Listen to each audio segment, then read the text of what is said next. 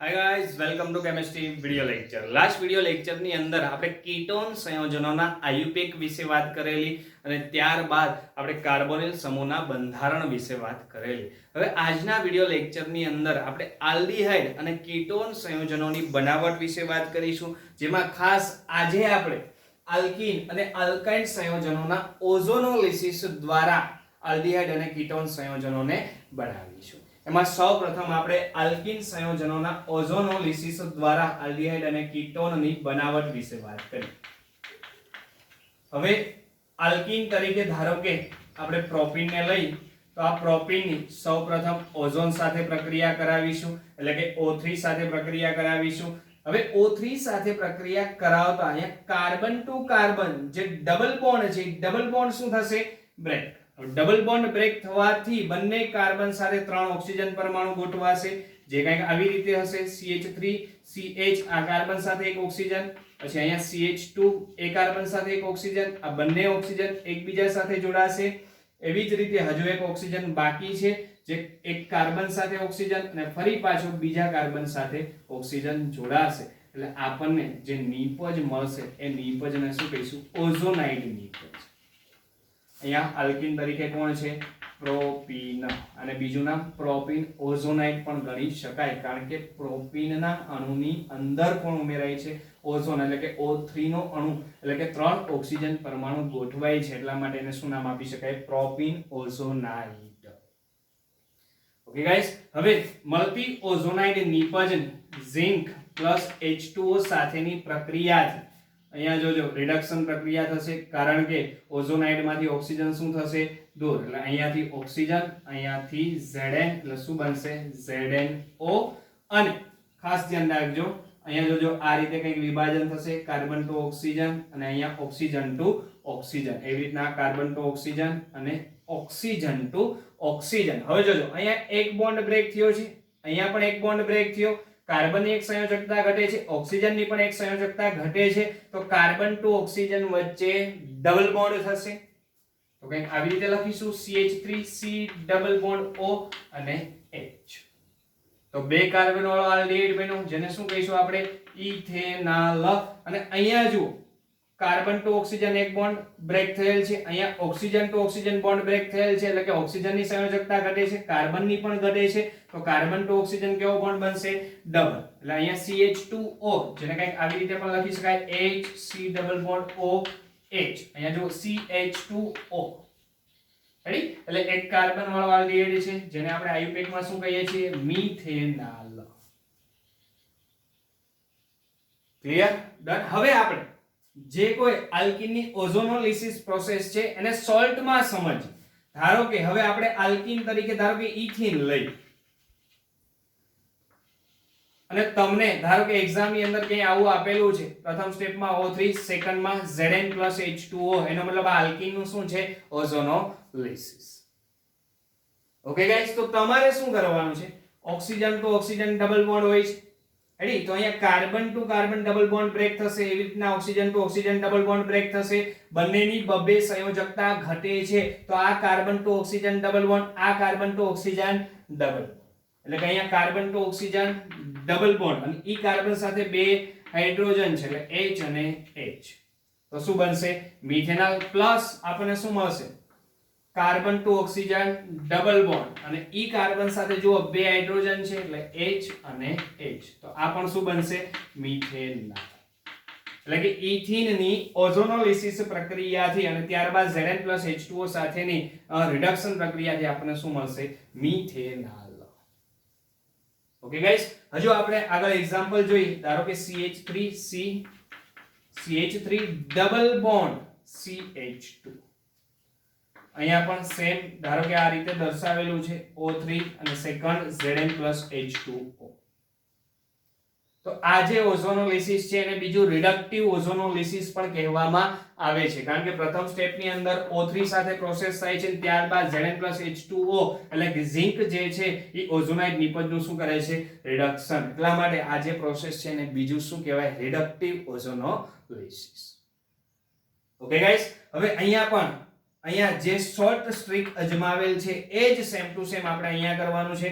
Carbon to carbon double bond break થશે, oxygen to oxygen double bond break થશે.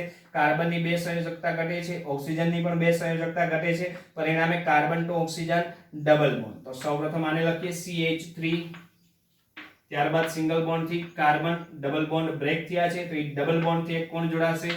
Oxygen. અને એ જ carbon સાથે હજુ એક કોણ છે? CH3. તો અહીંયા તમે જુઓ કયું સંયોજન બનેલ છે? કીટોન. રેડી? હવે આલ્ડીહાઇડ મળશે કે કીટોન મળશે કે આલ્ડીહાઇડ અને કીટોનનું મિશ્રણ મળશે, એનો આધાર કોની ઉપર છે? તમે લીધેલા આલ્કીન સંયોજન ઉપર. ઓકે, અહીંયા પણ જુઓ carbon double bond, carbon to carbon double bond break થયેલ છે એટલે 2 સંયોજકતા ઘટે છે. અહીંયા ઓક્સિજનની પણ 2 ઘટે છે, તો આ કાર્બન ને ઓક્સિજન વચ્ચે ડબલ બોન્ડ એટલે કે HC double bond OH. Okay, કારણ કે અહીંયા પણ ડબલ બોન્ડ બ્રેક થાય છે, ઓક્સિજન ટુ ઓક્સિજન પણ આપણે ડબલ બોન્ડ શું કરીશું? બ્રેક. અને જે બે કાર્બન વચ્ચેના ડબલ બોન્ડ બ્રેક થાય છે ઈ બંને કાર્બન ડબલ બોન્ડ થી કોની સાથે જોડાશે? ઓક્સિજન સાથે. ક્લિયર? હજુ આપણે કેટલાક એક્ઝામ્પલ લઈ, ધારો કે CH3 C CH3 double bond C CH3 અને CH3. અહીંયા પણ ધારો કે આ રીતે દર્શાવેલ છે O3 સેકન્ડ Zn H2O. તો શું કરીશું? Oxygen to oxygen double bond break, carbon to carbon double bond break, તો આ કાર્બન ને ઓક્સિજન ડબલ બોન્ડ થી, આ કાર્બન ને ઓક્સિજન પણ ડબલ બોન્ડ થી, એટલે જુઓ CH3 C ડબલ બોન્ડ થી કોણ આવ્યું? ઓક્સિજન. અને ઈ જ કાર્બન સાથે કોણ છે? જુઓ CH3. તો અહીંયા પણ સેમ ટુ સેમ કંઈક એવું છે, CH3 carbon to oxygen double bond અને CH3, એનો મતલબ 2 યુનિટ કેના મળશે? એસિટોનના. Okay guys, clear? હવે આપણે ધારો કે સાયક્લોઆલ્કીન ને લઈએ, તો સાયક્લોઆલ્કીન માં કઈ રીતે ઓઝોનોલિસિસ થાય છે એમના વિશે વાત કરી. હવે ધારો કે સાયક્લોઆલ્કીન તરીકે સાયક્લોહેક્ઝીન લઈએ, તો અહીંયા પણ આપણે સોલ્ટ ટ્રીક નો જ ઉપયોગ કરીશું, કારણ કે એકદમ સિમ્પલ છે અને સરળતાથી સમજાઈ રહ્યું છે. અહીંયા oxygen to oxygen double bond શું થશે? Break. Oxygen to oxygen double bond break, carbon to carbon double bond break. હવે જો આ કાર્બન સાથે ડબલ બોન્ડ થી છે, આ કાર્બન સાથે સિંગલ બોન્ડ થી છે, એનો મતલબ 3 સંયોજકતા કમ્પ્લીટ છે અને ચોથી સંયોજકતા કેના વડે પૂરી થયેલી હોય? હાઇડ્રોજન. અહીંયા પણ કંઈક એવું જ હશે, કારણ કે આ કાર્બન સાથે ડબલ બોન્ડ થી, આ કાર્બન સાથે સિંગલ બોન્ડ થી, એટલે 3 સંયોજકતા કમ્પ્લીટ છે અને ચોથી કેના દ્વારા હોય? હાઇડ્રોજન દ્વારા. તો અહીંયા જો carbon to carbon double bond break, oxygen to oxygen double bond break, તો carbon to oxygen double bond, carbon to oxygen double bond. એનો મતલબ આ જે કાર્બન છે એનું રૂપાંતર શેમાં થશે? જો CHO. આ રીતે લખું CHO.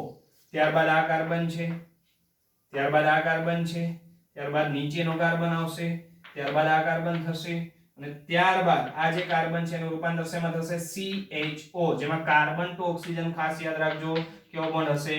Double bond. Okay guys, clear? હવે એવી જ રીતે ધારો કે કંઈક આ પ્રકારે સ્ટ્રક્ચર છે.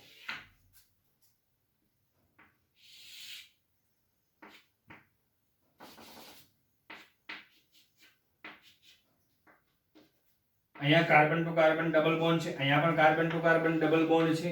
ધારો કે પ્રથમ O3 સેકન્ડ Zn H2O. તો અહીંયા carbon to carbon double bond break થશે, oxygen to oxygen double bond break થશે. અહીંયા પણ એક શું હશે? હાઇડ્રોજન. અહીંયા પણ એક શું હશે? હાઇડ્રોજન. એવી જ રીતે અહીંયા પણ ડબલ બોન્ડ હોવાને કારણે અહીંયા પણ carbon to carbon double bond break, oxygen to oxygen double bond break. અહીંયા એક શું હશે? હાઇડ્રોજન. અહીંયા પણ શું છે? હાઇડ્રોજન. તો અહીંયા કાર્બન થી ઓક્સિજન ડબલ બોન્ડ બને છે, એનો મતલબ CHO થશે. ત્યારબાદ શું છે? CH2, અને ત્યારબાદ ફરી પાછું શું આવશે? CHO. એટલે કંઈક આવું બનશે, CHO અને CHO. તો નીચે પણ જુઓ કંઈક એવું જ બને છે, CHO, કારણ કે carbon to oxygen double bond છે. અહીંયા પણ carbon to oxygen double bond હશે અને શું બને છે? CHO. રેડી? એટલે અહીંયા પણ જુઓ CHO CH2 CHO, મતલબ આવું જ કંઈક બને છે, CHO CH2 CHO. Okay guys, એનો મતલબ કેટલા યુનિટ મળશે? 2. હવે ધારો કે આપણે બેન્ઝીન છે, બેન્ઝીન નું શું કરાવવું છે? ઓઝોનોલિસિસ. હવે રિડક્ટિવ ઓઝોનોલિસિસ કરવું હોય તો આપણે શું લખીશું? O3 અને સેકન્ડ શું લખીશું Zn plus H2O. હવે carbon to carbon double bond છે તો oxygen to oxygen double bond break થશે. અહીંયા પણ ઓક્સિજન ટુ ઓક્સિજન, અહીંયા પણ oxygen to oxygen. Carbon to carbon double bond break, oxygen to oxygen double bond break, carbon to carbon, oxygen to oxygen, carbon to carbon, oxygen to oxygen. એનો મતલબ અહીંયા દરેક carbon સાથે એક એક hydrogen હોય તો અહીંયા જો CHO, પછી અહીંયા શું આવશે CHO આવશે ને, અહીંયા હાઇડ્રોજન હોય એટલે C, એની સાથે એક હાઇડ્રોજન અને એક ડબલ બોન્ડ થી ઓક્સિજન. એનો મતલબ કંઈક જો આવું બનશે CHO CHO. જો અહીંયા પણ કંઈક એવું જ બનશે CHO CHO. બે યુનિટ થયા. હજુ અહીંયા પણ કંઈક એવું જ બનશે CHO CHO. એટલે 3 યુનિટ કેના મળશે CHO CHO ના, જેને શું કહેવાય ગ્લાયોક્સાલ. ઓકે ગાઈસ, તો અહીંયા જે સ્ટ્રક્ચર લીધું છે કેનું છે ખાસ યાદ રાખજો, બેન્ઝીન. બેન્ઝીનનું આપણે રિડક્ટિવ ઓઝોનોલિસિસ કરેલ છે. ઓકે ગાઈસ, હવે આપણે આલ્કાઇન સંયોજનોનું શું કરીએ ઓઝોનોલિસિસ. હવે ધારો કે આલ્કાઇન તરીકે સૌપ્રથમ આપણે ઇથાઇન લઈએ તો HC ટ્રિપલ બોન્ડ CH. અહીંયા ધારો કે અહીંયા એવું લખેલું છે O3 અને સેકન્ડ Zn plus H2O. તો અહીંયા પણ એવી જ શોર્ટ ટ્રીકનો ઉપયોગ કરીશું, પરંતુ અહીંયા ખાસ એ ધ્યાન રાખશો કે carbon to carbon triple bond છે જેમાં ઉપરના બે પાઈ બોન્ડ શું થશે બ્રેક, સિગ્મા બોન્ડ બ્રેક થશે નહીં. જ્યારે આલ્કીનની અંદર એક પાઈ એક સિગ્મા તો બંને બોન્ડ શું થતા હતા બ્રેક. ઓકે ગાઈસ, એટલે સૌપ્રથમ કંઈક આવું બનશે CH single bond CH, carbon to oxygen single, carbon to oxygen single, અને બંને ઓક્સિજન એકબીજા સાથે જોડાશે અને એક જે ઓક્સિજન જે છે બંને કાર્બનની વચ્ચે. જો સંયોજકતા કમ્પ્લીટ છે, કાર્બન એક બોન્ડ, બે બોન્ડ, ત્રણ બોન્ડ અને કાર્બન ટુ હાઇડ્રોજન એટલે ચોથો બોન્ડ થશે, એટલે ચારે સંયોજકતા કમ્પ્લીટ છે. એવી રીતે અહીંયા પણ 1 2 3 અને કાર્બન ટુ હાઇડ્રોજન એટલે ચારે સંયોજકતા કમ્પ્લીટ છે. ઓકે ગાઈસ, હવે જો અહીંયા જો કંઈક આપણે બોન્ડ કાર્બન ટુ ઓક્સિજન અને અહીંયા ઓક્સિજન ટુ ઓક્સિજન વચ્ચેનો બોન્ડ બ્રેક થતો હતો. હવે અહીંયા એ રીતે દર્શાવી શકાય નહીં, કારણ કે કાર્બન ટુ કાર્બન ફરી પાછો કેવો બોન્ડ છે સિંગલ છે, એટલે અહીંયા આ રીતે બોન્ડ બ્રેક દર્શાવીશું. અહીંયા કાર્બન ટુ ઓક્સિજન, ત્યારબાદ અહીંયા ઓક્સિજન ટુ ઓક્સિજન. તો હવે અહીંયા જો carbon to oxygen single bond break થાય છે, અહીંયા oxygen to oxygen single bond break થાય છે, એટલે કે કાર્બનની અને ઓક્સિજનની એક એક સંયોજકતા ઘટે છે. પરિણામે કાર્બન ટુ ઓક્સિજન વચ્ચે કેવા બોન્ડ બનશે ડબલ બોન્ડ. ઓકે ગાઈસ, તો અહીંયા દર્શાવું છું, ખાસ ધ્યાન રાખશો.